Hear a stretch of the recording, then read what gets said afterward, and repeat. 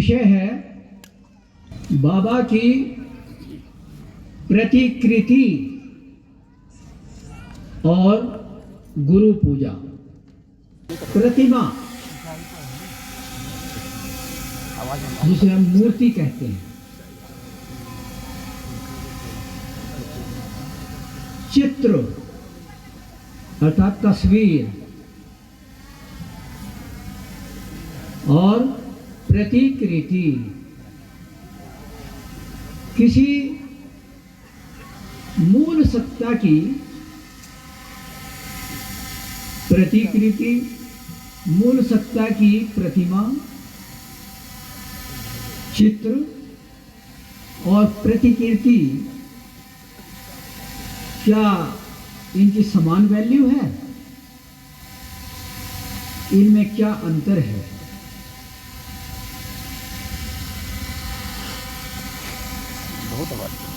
प्रतिमा, मूर्ति,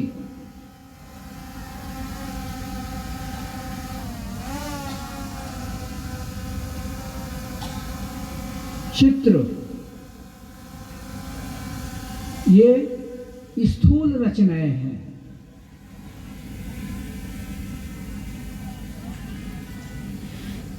प्रतिमा की बात ने,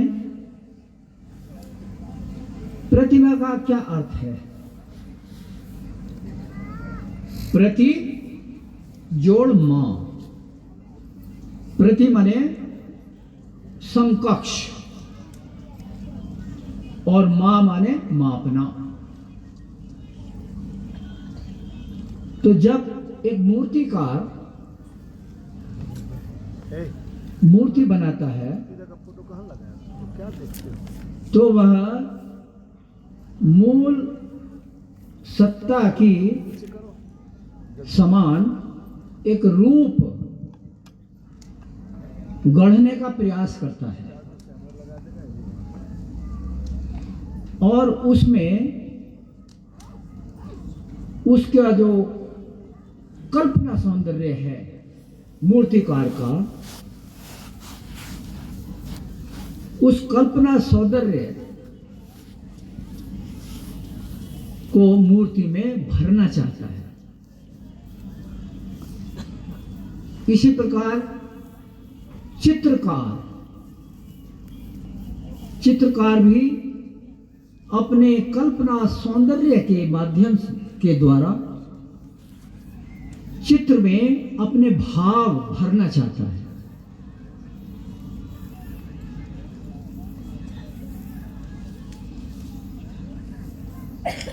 यद्यपि चित्र मूर्ति से सूक्ष्म है, फिर भी मूर्ति और चित्र दोनों ही जड़ वस्तु हैं।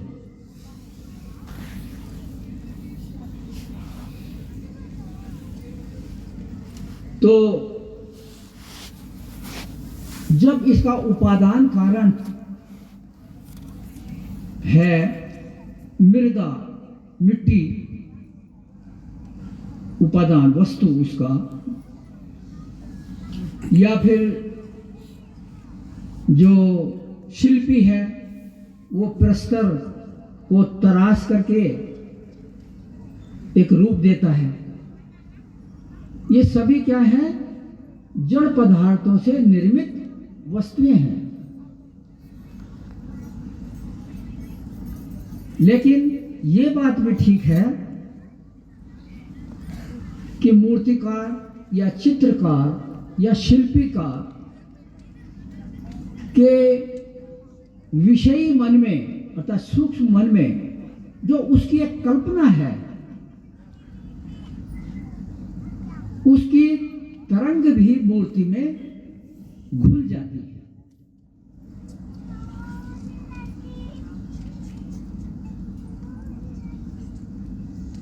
लेकिन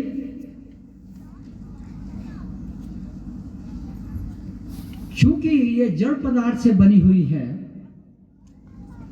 इसलिए इससे जो तरंगे उत्सारित होंगी, जो तरंग निकलेगी, वह भी क्रूड जड़ ही होगी।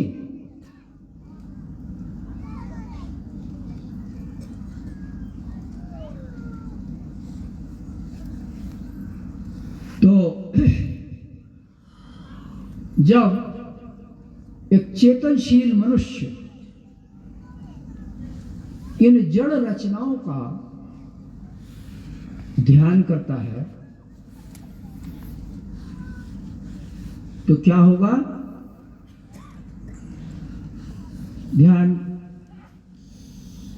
वह उन जड़ तरंगों का, उसकी जो जड़ तरंगे हैं उसके मानस पटल पर एक छवि बनाते हैं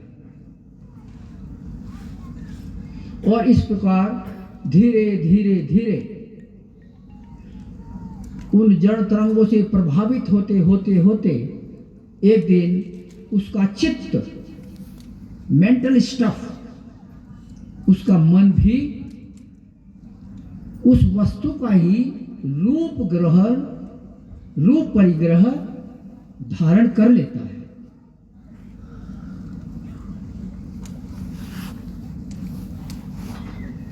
इसलिए मूर्ति पूजा या चित्र की पूजा दोनों ही निर्विवाद रूप से स्थूल या जड़ की ही पूजा है, क्योंकि ये जड़ पदार्थों से निर्मित हैं।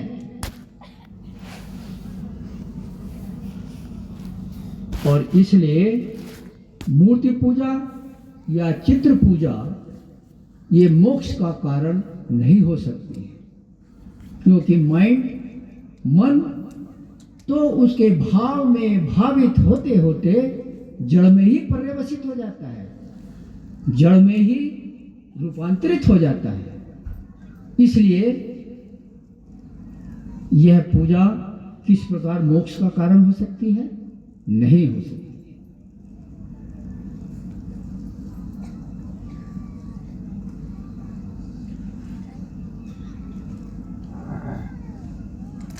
अब हम बात करें प्रतिकृति।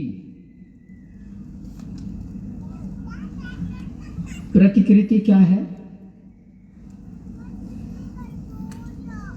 प्रतिकृति कोई कलाकृति नहीं है, किसी मनुष्य की कलाकृति नहीं है। यह तो प्रतिकृति का अर्थ क्या है? प्रति माने समकक्ष और कृति माने रचना, अर्थात मूल सत्ता की समान रचना।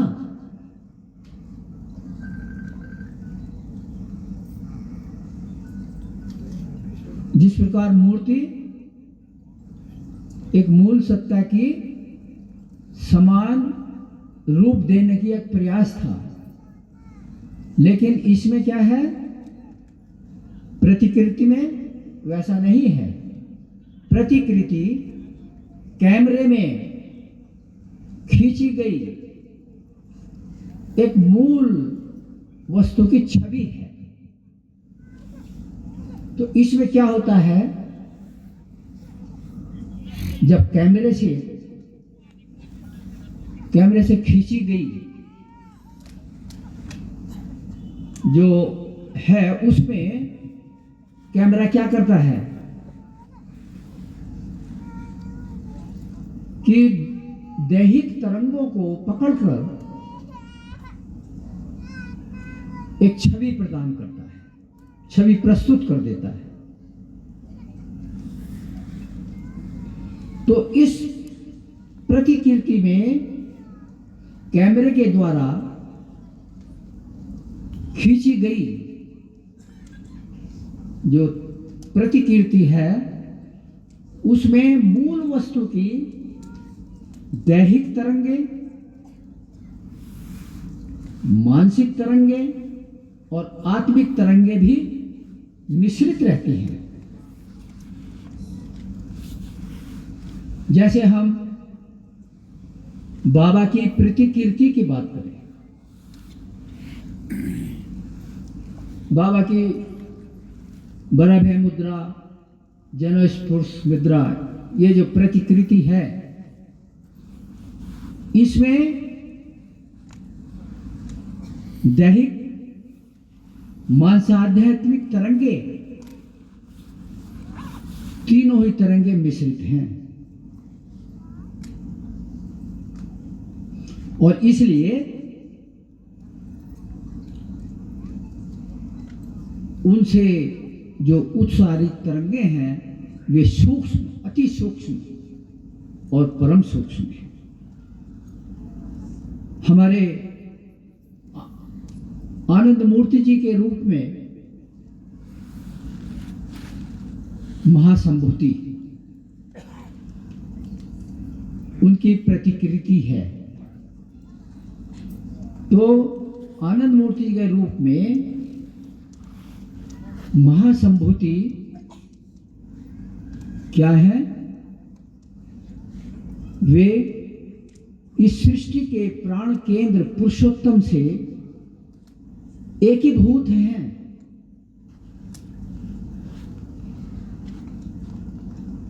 और इसलिए उनकी प्रतिकृति से उत्सारित तरंगे ब्राह्मी तरंगे होती हैं।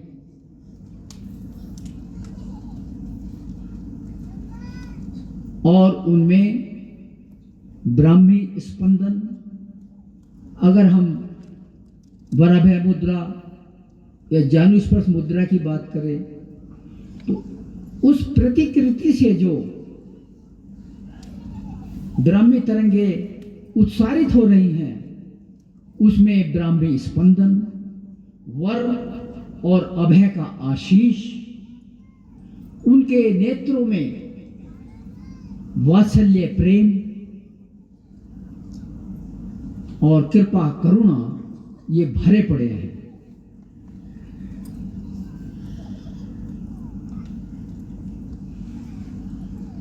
किसी किसी को बाबा की वराभय मुद्रा की प्रतिकृति देखकर बाबा के यथार्थ दर्शन भी हो जाते हैं। ये अपने अपने संस्कार अनुसार होता है और उसको अनुभूति होती है।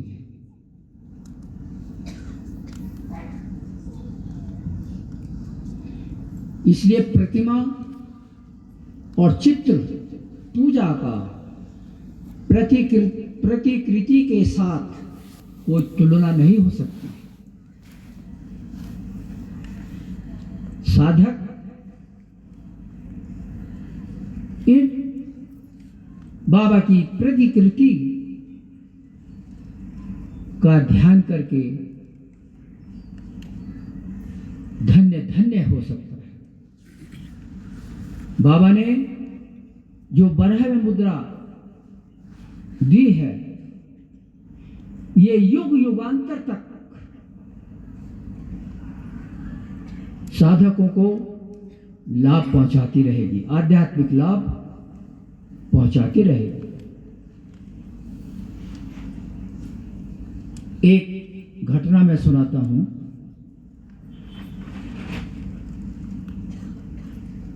ये बिहार में बहुत पुरानी घटना है। बिहार में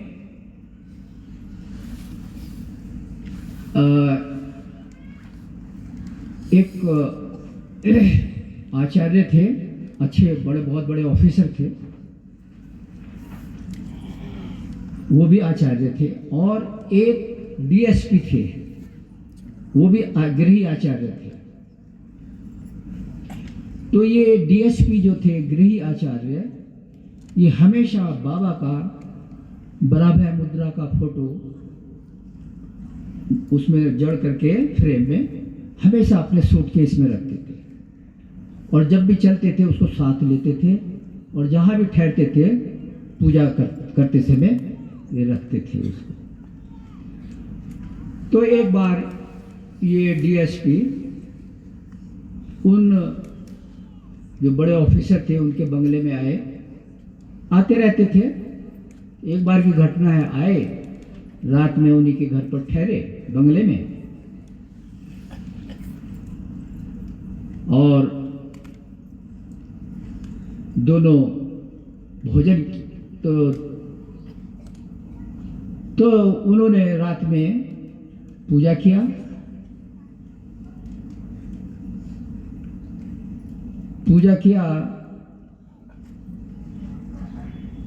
पूजा हो गई, दोनों की पूजा हो गई, दोनों खा पी लिए।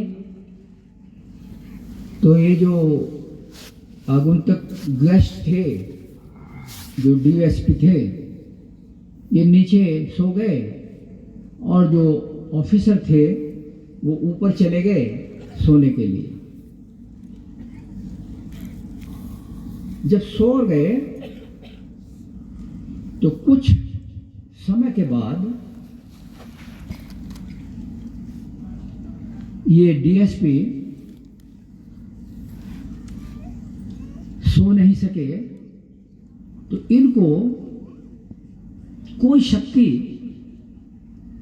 इनके बिस्तर से उठा कर फेंक देती थी, हिला देती थी ऐसे। ये बहुत डिस्टर्ब हुए। जब भी सोने की कोशिश करें तो ऐसा ही हो इनके साथ। जब ये नहीं सो सके तो ये ऊपर गए और जो ऑफिसर जो सो रहे थे उनका दरवाजा खटखटाया। दरवाजा खोले, बोले क्या बात है, सोए नहीं? तो उन्होंने बताया ऐसा ऐसा होता है। तो दोनों चिंतन मंथन करने लगे कि हम लोग तो भूत प्रेत को भी नहीं मानते हैं, तो फिर ये ऐसा क्यों हो रहा है? तो ऑफिसर बोले चलिए देखें तो। और वो जाते जाते वहां गए, जब उनके तो उनको हठात याद आ गया कि बाबा का जो बराबर मुद्रा का फोटो था वो ऐसे ही छोड़ दिए, उसको क्लोज करके अपने बक्से में नहीं रखे। तब वो बोले हाँ अब मुझे समझ में आ गया। तो बराबर मुद्रा का फोटो खुला रखा था ऐसे ही। तो उन्होंने कहा देखिए मुझसे गलती हो गई, बराबर इसको श्रद्धा के साथ रखता था। जब उन्होंने उसको क्लोज करके फ्रेम को बड़ी श्रद्धा के साथ अपने उसमें लपेट करके बक्से में रख दिया, अपने उसमें सूटकेस में, जब सोए तो फिर कुछ नहीं। तो ये मन फिर बैठे ध्यान में और बाबा से क्षमा मांगा, बाबा मुझसे गलती हो गई। तो प्रतिकृति में यदि किसी की श्रद्धा है तो उससे उस सारी तरंगे वे उसको स्पंदित करेंगे। बाबा जमालपुर में जब शरीर छोड़ रहे थे तो बाबा ने कहा, बाबा जो साधक थे साथ में वो बाबा से रो रहे थे और बाबा से लिपट रहे थे पैर से, बाबा हमें छोड़कर मत जाओ, बाबा हमें छोड़। तो उस समय में जब बहुत कुछ होने लगा तो बाबा ने कहा देखो मैंने जो ब्रह्म मुद्रा के माध्यम से जो शक्ति स्पंदन छोड़ दिए हैं उसके माध्यम से तुम बड़े से बड़ा कोई भी काम कर सकते हो, इसलिए तुम मुझे छोड़ दो जी, मुझे जाने दो जी। तो प्रतिकृति, अब आप देखिए मान लीजिए शिव के समय की बात है तो कि कोई शिव के समय में जो साधक शिव के सानिध्य में रहकर के जो ध्यान करता था और शिव के जाने के बाद सुदूर काल में यदि कोई साधक आने वाला उनकी प्रतिमा बना करके साधना करे तो क्या उसका वही फल मिलेगा? नहीं, क्योंकि एक तो उन्होंने मूल सत्ता शिव को देखा नहीं, और फिर वो उनकी मूर्ति बनाएगा तो उसमें तो वह तो भिन्न होगी, उसमें वो तरंग नहीं आएगी, क्योंकि ये तो जड़ वस्तु है। लेकिन उस समय में, कृष्ण के समय में भी साइंस उतना उन्नत नहीं था,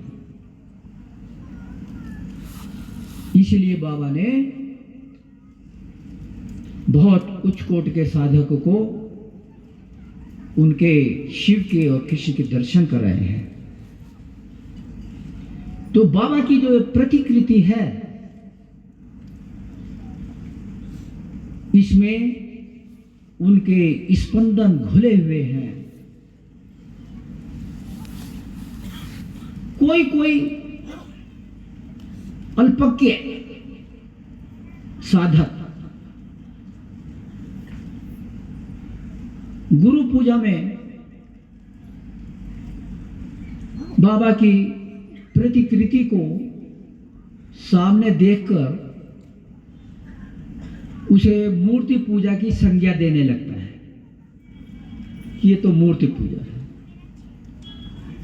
या कीर्तन के समय जो परिक्रमा हम करते हैं, उसके केंद्र में जो स्थापित बाबा की प्रतिकृति है, बाबा की कोई भी प्रतिकृति हो, कोई भी फोटो,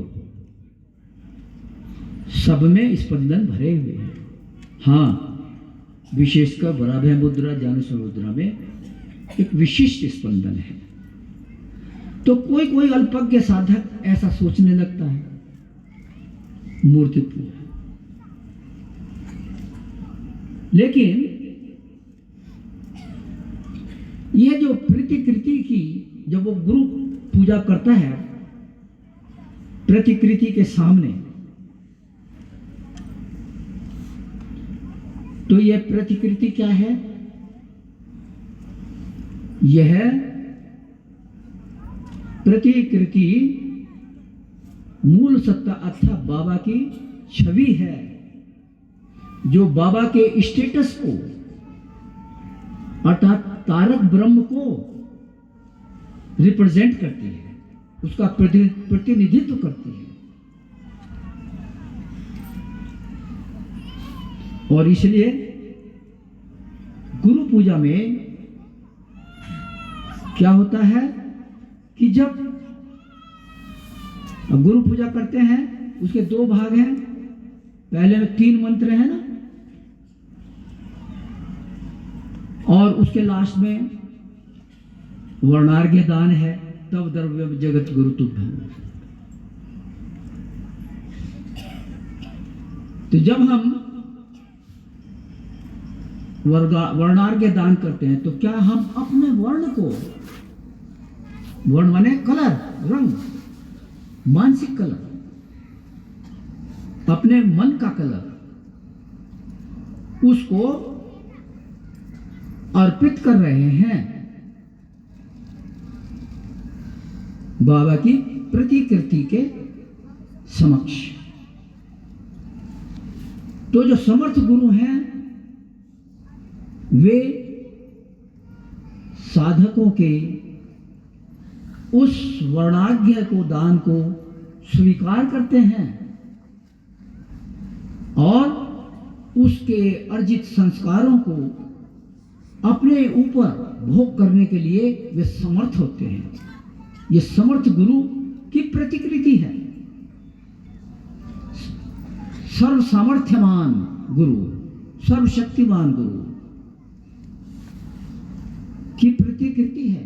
तो जब हम वर्णार्घ्य दान करते हैं वे उसको स्वीकार करते हैं और